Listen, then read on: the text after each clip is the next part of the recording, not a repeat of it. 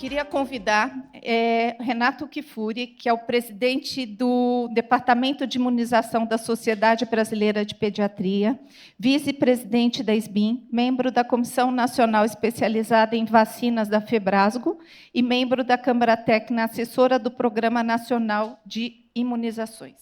Renato, muito obrigado. Renato é o nosso parceiro desde as primeiras ações do Movimento Brasil Sem Câncer de Colo de Útero. Tá? Grande honra, Renato.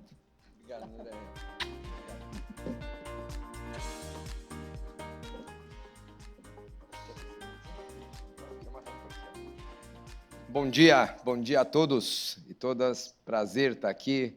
Muito obrigado, Andréa, pelo convite.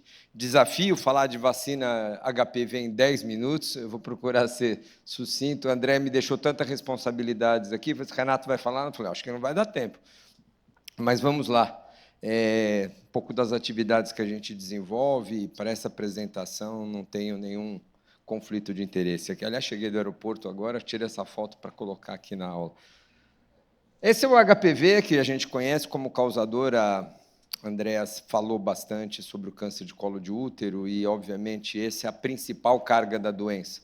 Mas lembrar que ânus, pênis, vulva, vagina, orofaringe são cânceres também relacionados ao HPV. Estima-se mais ou menos que 5% de todos os cânceres são HPV relacionados. Então, nós estamos diante de uma vacina, a primeira vacina contra o câncer. Na verdade, hepatite B, gente, é uma vacina que a gente considera contra o câncer também, porque muitos casos de hepatite evoluem para cronicidade. Então, mas diretamente prevenção de câncer, essa que a gente tem. A Position Paper da OMS de 2022 coloca mais ou menos a prevalência dos tipos de HPV relacionados ao câncer de colo de útero. Então, só o 16 e o 18 respondem aí por 71% dos casos, adicionando 45 mais 6 e os outros HPVs contidos na nona valente, a gente chega com uma vacina que contempla esses 7 tipos oncogênicos em torno de 90% dos casos de câncer de colo de útero. E a Andréa frisou que um dos pilares principais da meta de eliminação do câncer de colo de útero é a vacinação. Eu digo pilares principais, primeiro, porque é a prevenção primária, requer muito menos custo, investimento, coleta, tratamento e, obviamente, com muito mais facilidade de alcançar do que todos os outros desfechos na cobertura desses testes. A vacina HPV é uma vacina proteica inativada, feita com partículas semelhantes ao vírus, né? Então, essas VLP, os Virus-like Particle, são pentâmeros formados a partir da proteína L1 de superfície do vírus, que se reagrupam automaticamente em partículas que lembram o vírus, sem, claro, o material genético dele. E, a partir daí, a gente pode produzir vacinas com valências diferentes, com VLPs de 2 HPVs, como são as bivalentes 16 e 18, as quadrivalentes com 4 VLPs, acrescentando o 6 e o 11, e a nona valente são as vacinas hoje licenciadas no país, estimando um aumento de cobertura a partir do momento que a gente adiciona um maior número de HPVs ou de VLPs nessa vacina. É uma tendência do Brasil, inclusive, incorporar a nona valente nessa transferência de tecnologia. Nós temos aí no mundo licenciadas algumas vacinas bivalentes, da GSK, da Inovax, da Yuxi, uma chinesa.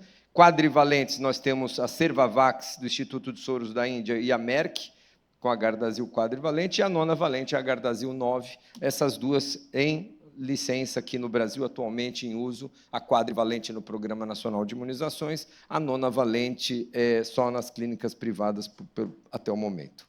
Esses são os países que já incorporaram a vacina HPV no mundo, e esses aqui são os países que colocaram para ambos os sexos em azul escuro, gênero neutro, só para mulheres em azul mais claro, e aí com esses dados ainda não disponíveis nesses outros países em branco, ou seja, uma tendência crescente mundial.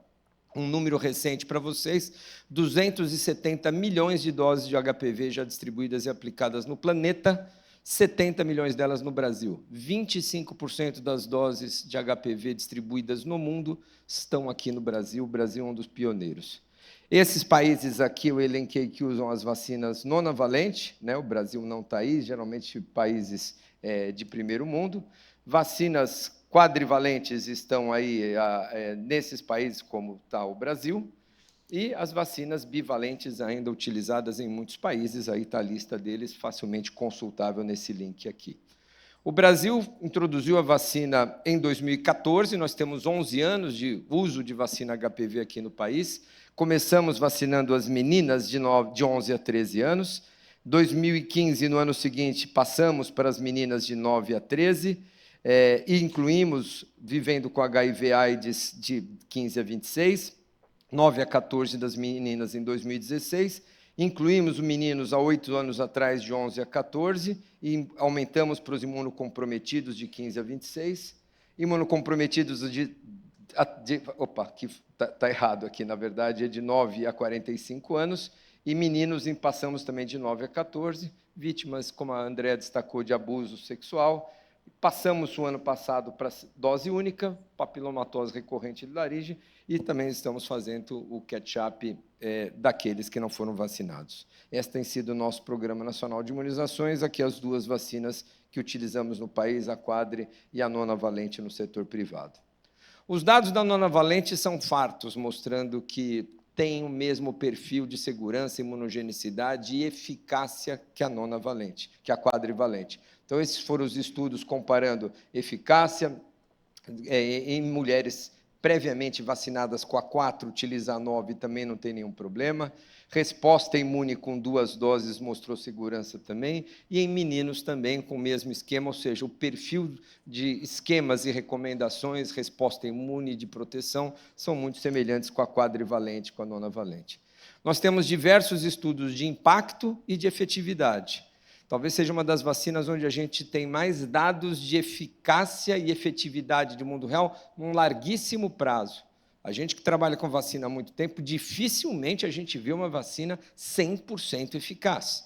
Esses tipos contidos na vacina, esse é um dado dinamarquês, que mostra que introduziu a vacina lá em 2008, e eles praticamente eliminaram o 16 e o 18. Não se tem mais casos de 16 e 18.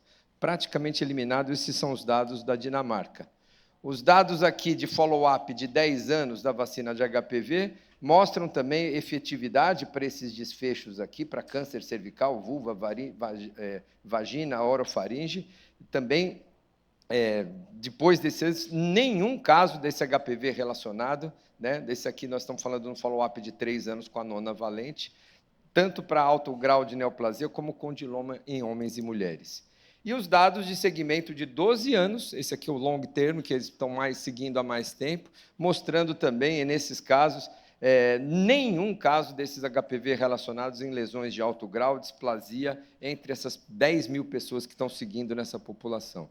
Ou seja, e obviamente isso traz o impacto, e como a Andréa destacou, a possibilidade de eliminação do câncer de colo de útero. Essa é uma tabela daquele estudo anterior que acompanha por tempo, né? Então, se tomou há 2 anos, há 4 anos, esse follow-up está sendo em todas essas mulheres que foram vacinadas. E se vocês vejam o número de casos, 0,0001 um caso aparece aqui, depois quase praticamente eficácias em torno de 99% a 100%. É realmente uma vacina espetacular em termos de eficácia. Outro aspecto que muitos nos chamam a atenção é a questão de segurança, né? Ainda há mitos relacionados à segurança, que a vacina vai trazer problemas. São revisões extensas, como eu falei, mais de 270 milhões de doses aplicadas em todo o mundo, com perfil de segurança e de tolerabilidade. São considerados absolutamente leves os eventos adversos, não há risco, há diversos estudos relacionados a doenças autoimunes, a fenômenos trombóticos, a nenhum outro fator de risco associado, inclusive grandes estudos populacionais realizados especialmente em países nórdicos. Para finalizar, caminhando para o esquema de dose única, de onde ele veio, começou-se a estudar empiricamente o que acontecia com as mulheres que, ao invés de receber 2 ou 3 doses, recebiam uma e não terminavam os seus esquemas, e se percebeu que essas mulheres persistiam com uma proteção muito semelhante. Vieram os estudos de imunogenicidade, ou seja, o comportamento da curva de anticorpos nessas mulheres com uma única dose. Apesar de ser um pouco mais baixo das mulheres que recebiam 2 ou 3 doses, elas se mantinham estáveis ao longo do tempo, com o mesmo perfil de canal de crescimento dessas curvas. E aí foram desenhados praticamente esses 4 estudos, o estudo do Quênia, da Tanzânia, da Índia e da Costa Rica, avaliando um follow-up dessas mulheres recebendo uma única dose, e a eficácia, tanto para títulos de anticorpos como para desfechos clínicos, são persistentes em termos de redução dessas lesões. A partir daí, de fevereiro de 2025, o Fundo Rotatório também anuncia a entrada da vacina HPV-9 na Organização Pan-Americana da Saúde. Esse é um dado interessante, porque, ao entrar para fundo rotatório, ou seja, passar a ser disponibilizado pela Organização Pan-Americana para nossos países aqui da região, ela vem num custo ainda até menor, lembrando que nós temos uma transferência de tecnologia para o Instituto Butantan, que nos permite produzir, no médio prazo, a vacina aqui no Brasil. Então, nós temos aí 2 formas de adquisição das vacinas: produção nacional e recolocação da vacina através do fundo rotatório aqui para nós. Em termos de esquema, muito tem se discutido. Eu trouxe esse último slide, que é uma reunião do ACIP, do Comitê de Imunizações dos Estados Unidos, que eles discutem qual seria o melhor esquema vacinal para a eliminação do câncer de colo de útero. Eles começaram vacinando com a quadrivalente somente meninas, com 3 doses, passaram os meninos adicionados, meninos com 3 doses.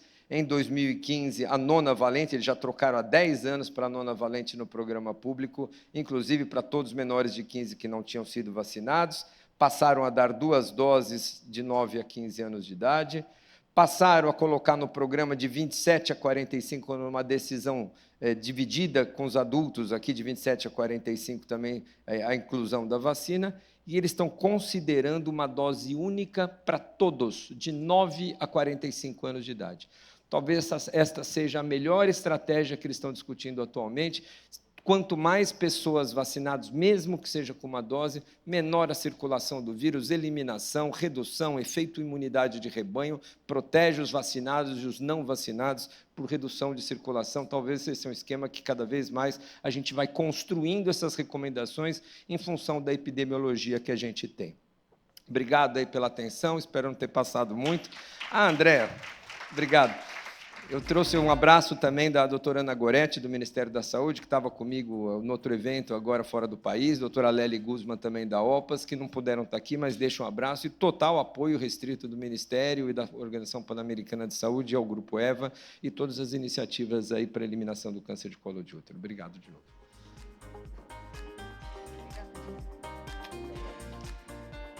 Não é assim. Vamos aqui.